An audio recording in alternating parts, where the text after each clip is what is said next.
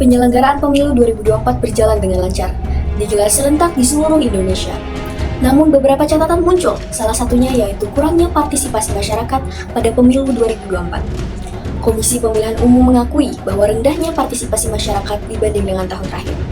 Partisipasi masyarakat pada pemilu 2004 berada di 71% dari total pemilih. Bagaimana cara kami menanggapinya? Jelas ya, dari gambaran secara umum, ya kurang lebih di bawah 70% secara nasional, Pak. Kelompok kami sepakat akan mengangkat topik ini pada focus group discussion, yang dimana focus group discussion ialah metode pengumpulan data yang digunakan untuk mendapatkan wawancara mendalam tentang pandangan dan pengalaman peserta terkait suatu topik. Dengan begitu, kami berharap masyarakat, khususnya pada pemilih untuk pemilu tahun berikutnya, dapat tergerak atau tersadar dari video edukasi kami. Hai guys. Jadi pertemuan kita kali ini kita akan bahas topik tentang pemilu tahun kemarin. Gimana sih? Jadi sebelum kita diskusi kita berdoa dulu nggak sih biar diskusi kita berkah? Boleh. Oke, sebelum kita mulai diskusinya kita berdoa menurut kepercayaan agama masing-masing, berdoa dimulai. Doa selesai. Oke, jadi kali ini aku ingin membahas tentang bagaimana sih kita lebih menggali lebih dalam menurut kalian faktor utama umumnya menurunnya partisipasi masyarakat terutama pemilih pemula dalam pemilu 2024 kemarin itu gimana sih? Di sini saya sedang bersama Mutia.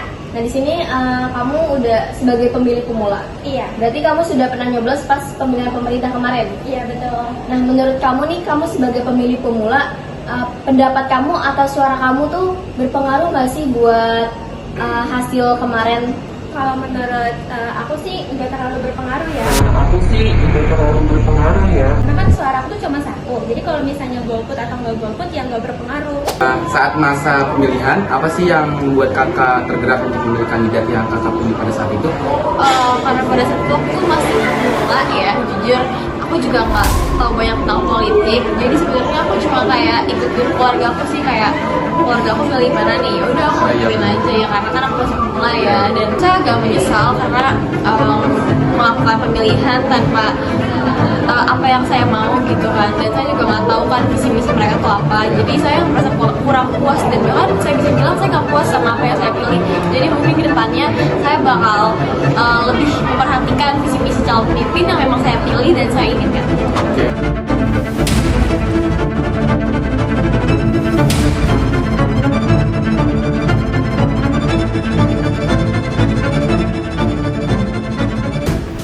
Kalau dari pandangan aku nih ya, kayaknya pemilih pemula itu mereka masih merasa kalau suara mereka nggak terlalu berdampak besar pada pemilu, karena hasil pada pemilu itu kebanyakan bisa diotak-atik ataupun politik uang, dan mereka juga kebanyakan masih tidak percaya dengan sistem politik yang udah ada sih. Betul banget ya, aku setuju banget sama kamu. Selain itu banyak juga yang merasa dengan banyaknya pilihan yang ada, pemilu sekarang kan banyak banget tuh kandidatnya, dan kadang mereka tidak merasa terhubung atau tidak tahu siapa yang benar-benar mewakili suara mereka. Menarik sih, jadi masalahnya tuh tentang kepercayaan sama informasi kan. Terus menurut kalian ada nggak sih faktor lainnya? Bisa jadi juga karena kurangnya pendidikan politik yang memadai, dan juga banyak pemilih pemuda yang tidak diajarkan atau tidak diberi pemahaman yang cukup tentang pentingnya memilih dan dampak dari keputusan mereka terhadap masa depan negara. Oke, jadi menurut kalian faktor utama pemilih pemula itu adalah golput sama juga pemahaman dan informasi yang jelas kan, ditambah lagi ketidakpercayaan mereka terhadap sistem politik yang ada sekarang. Tapi sekarang meskipun partisipasi menurun, pemilu tetap berjalan bukan? Terus menurut kalian dampaknya terhadap proses demokrasi itu apa sih? Betul banget sih, emang sih pemilu tetap berjalan, tapi kalau rendah partisipasinya jadi kurang sahih gitu nggak sih? Bener banget. Apalagi berarti hasilnya tuh kurang berdasarkan dari masyarakat yang sebenarnya gitu. Terus kalau misalnya pemilu yang sedikit nih yang ikut, apalagi banyak yang golput nih, pasti mempengaruhi legitimasi pemerintah yang terpilih nggak sih? Setuju banget yuk, pemilu kan tetap berjalan, tapi kan pemilu itu harusnya menjadi media untuk refleksi dan partisipasi seluruh rakyat. Iya. Kalau sebagian yang kecil yang ikut, Itu kurang banget nggak sih untuk proses demokrasi kita? Iya sih. Itu poin yang sangat penting. Pemilih itu kan diikuti banyak orang, jadi akan lebih kuat kalau misalnya itu lebih banyak dan legitimasi dan hasilnya.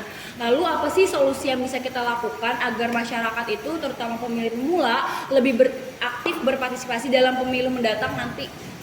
Pendidikan politik sejak dini penting banget. Pemerintah dan lembaga pendidikan harus bisa memberitahukan pentingnya memilih dan bagaimana cara memilih dengan bijak.